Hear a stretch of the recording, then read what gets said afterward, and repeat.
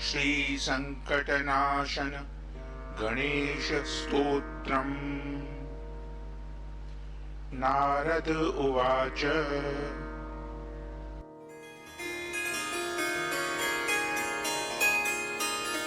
प्रणम्य शिरसा देवं गौरीपुत्रं विनायकम्।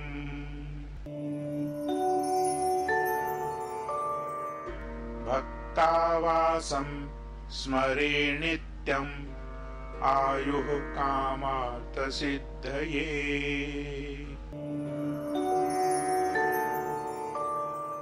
प्रथमं वक्रतुण्डं च एकदन्तं द्वितीयकम्।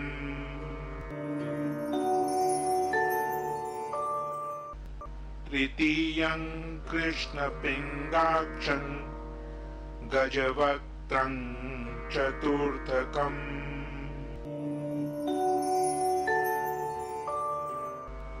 लम्बोदरं पञ्चमं च षष्ठं विकटमेव च। सप्तमं विघ्नराजेन्द्रं धूम्रवर्णं तथाष्टमम्।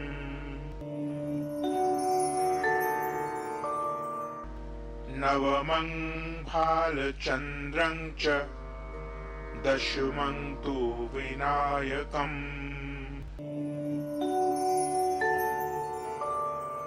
एकादशं गणपतिं द्वादशं तु गजाननम्।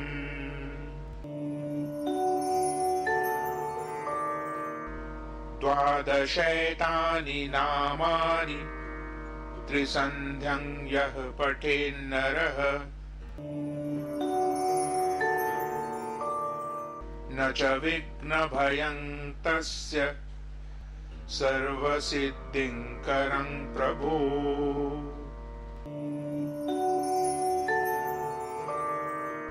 विद्यार्थी लभते विद्यां धनार्थी लभते धनम्। पुत्रार्थी लभते पुत्रान् मोक्षार्थी लभते गतिम्।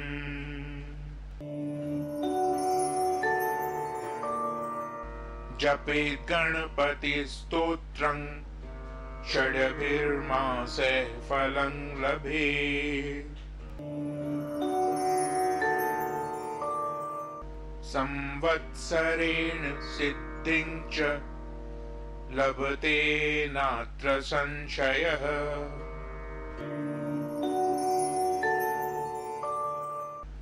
अष्टभ्यो ब्रह्मणेभ्यश्च लिखित्वा यः समर्पयेत् तस्य विद्या भवेत् सर्वा गणेशस्य प्रसादतः।